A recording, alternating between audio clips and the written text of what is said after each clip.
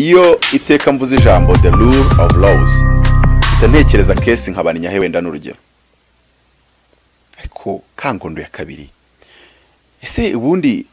ubuyobozi bwazakoze statement bukavuga ngo dukurikije amategeko, bakajya batubwira n'ingingo tugenda twisomera, bakavuga ati abaturage mukurikira ikiganiro kuri televiziyo y'u Rwanda, mufate amategeko igihugu kigenderaho, ibitabo byayo tukabizana, abandi bakatubwira aho tujya kubidownloading kuri website y'igihugu. Si byose gusa mwatugurisha itegeko nshinga n'andi mategeko, barangiza umuhanga mu mategeko, nimba ari umuhanga mu mategeko akazana na timu yose iri budufashe kudusobanukira, bakadusobanura ngo impamvu umuntu wa kangondo ya kabiri bamusenyeye, muri kunyumva, impamvu yasenyewe muri 2017 akaba atarishyurwa amafaranga ye muri 2021, ngo hari bake bishyuye simbizi, ariko nimba projet ngo y'umushoramari ifite miliyari 50 na uyu mushoramari akaba ashobora kuba 95-96 atari afite na miliyari kuri konte ye, tukaba tutanamubaje aho yayakuye, munyumve neza, tukaba tutanashatse kumenya aho yayakuye, ko yari mu gihugu n'abandi barimo izo miliyari 50 yazikuye. Icyo cyo ntiturakimubaza, ariko mu gihe tutarakimubaza turi flexible rwose nk'abanyarwanda ngo ku expropriate abantu ni miliyari 13 bigomba gufata, akima abanyarwanda miliyari 13, inteko ishinga amategeko igaceceka, akava mu mwaka wa 2017 itegeko rivuga yuko yakagombye kuba yishyuye abantu mu mezi 4,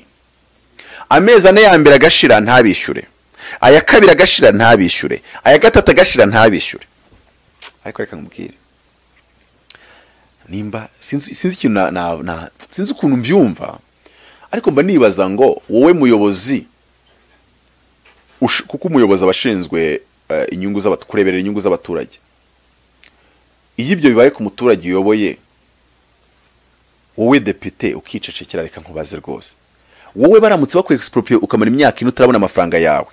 kandi wowe ufite n'umushahara, ufite ukuri, ufite uwuriwe, ntago uri nkuriya ntaho nikora, reka mbabaze mwuka byaramo, iyo myaka ine yashira ugituje, mujye hano mu kiganiro mu hypothèse tuba tugira ngo turebe nimba ibintu turi kubakira hari umusingi ukwiriye, uwo musingi waba uhamye the rule of laws. Ikibazo bita byica umuturage uramubwira ngo kurikiza itegeko, niyo wabwazamura agapfukamunwa, kuko muri we yagiye abona bisa naho ubuyobozi nabwo hari amategeko burengaho rimwe na rimwe abureba. Tuvuye kuri leta itubahiriza amategeko, tukaba tudafite rule of laws, twaranyuze tukagira n'abaturage n'ubuyobozi budahana cyangwa se amategeko adahana. Umuco wo kudahana nawo ni mubi, kuko umuco wo kudahana ni nk'umwana cyangwa se ni nk'umuvandimwe, ni umuvandimwe wa bugufi, nta nubwo ari umuvandimwe, n'abavandimwe begeranye, inkurikirane nimba atari impanga. Kudahana no kutagira rule of laws ni ibintu bimwe. Reka nsoma hangaha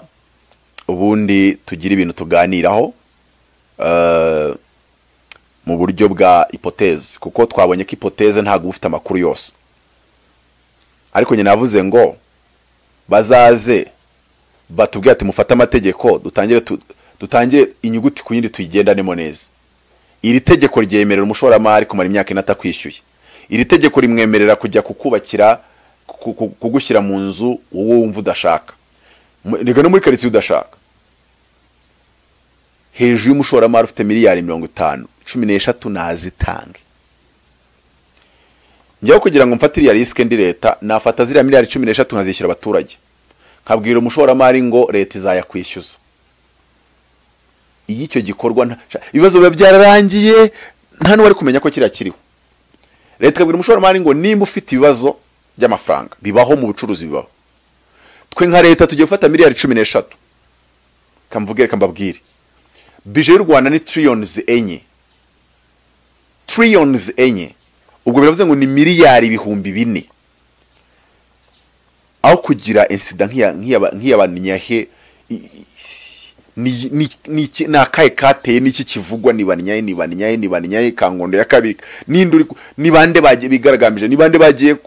gutura mu matongo nimba ari mu matongo nimba ari mu biki ni bande bari gutekera mu bintu bimeze nk'ibikombe ibintu bitaka biba mu mujyi wa Kigali biriya bibaye muri Kampala ntago navuga Kigali hari ukuntu tubaho hari ukuntu muri Kigali tubaho leta yanafata miliyari 13 ikazishyura abaturage ikabwira umushoramari ngo nushaka uzazishyure mu myaka 7 porampora ariko umuturage kwisonga naranditse hano amagambo ku itariki 10-25 z'ukwa mbere kuri page ya Facebook yanjye page yanjye wenda tajyane nabibaza ngo yitwa nk'ikitwa Apotre Mutabazi kuri Facebook naranditse nabango if there is injustice in your community write an incorruptible constitution and print it to the sky of both oppressors and victims ngo nubona hariho akarengane mu ahantu tuye cyangwa huba nguzandike itegeko nshinga ryandikanye ubuhanga ku buryo nta wari kwepa ngo kandi nurangiza uryandike ku ijuru ry'urenganya n'urenganywa kwandika ku ijuru nibo bango ubyandikana buri wese abona to print on the sky reka mwere ku rugero mu Burayi hari igihugu gifite umuco wo kuvuga ngo ni wakira abarwayi uri umwinfirmiye cyase bano bakira abarwayi nyine mu bitaro uhita umuha gatabo karimo amategeko n'uburenganzira bwe muri ibyo bitaro nimba muri abo gatabo handitsemo ngo umuntu kwakiriye natagusuhuza gatatu umurege arabarenze ku burenganzira bwawe n'urugero ntanze ntagaruko byanditsemo none ukabana muhaye gatabo byanditsemo mu gihe ategereje akandikamo ngo nurenze iminota 30 atarakwakira uhita uhamagara iyi nimero urumva uriya muntu uri kwakira uyu muntu yabirenga hati niwe wamwihereye gatabo ikindi nshaka kubwira none se ubundi nimba muhaye gatabo byanditsemo ni gute atari bugasome ari bugasome de nimba ari bugasome bakabana muhaye nimero yari buceho nibirengwaho urumva wowe uraba urobrije kumukorera ibyo ugomba kumukorera amategeko ari infaillible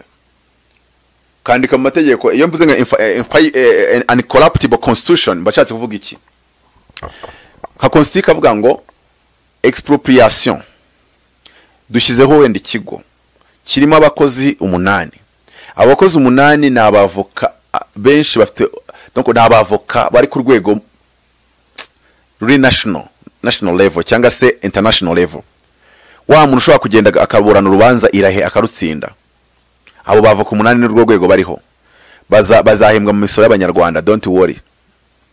wowe kunyumva wenda ukabyibazaho bazahembwa mu misoro y'abanyarwanda nawe niyo uhembwa byo ntago ari ikibazo igihugu kirarika ariko byibuza kirike bari gukemura ibibazo bihari noneho babavoka bagahabwa his excellence akabasinyisha bajya kurahira bajya kujya muri izo nshingano yuko bazarengera umuturage naho yaba ari leta nyirizina irimo imurenganya icyo bakakirahirira abo bavoka bakarahirira ngo umuturage mu gihe naho byaba ari ubuyobozi bwarenze ku itegeko naho yaba inyuguti imwe icyo kigo abo bavoka bazahaguruka bakafite amategeko abagenga avuga ngo abo bavoka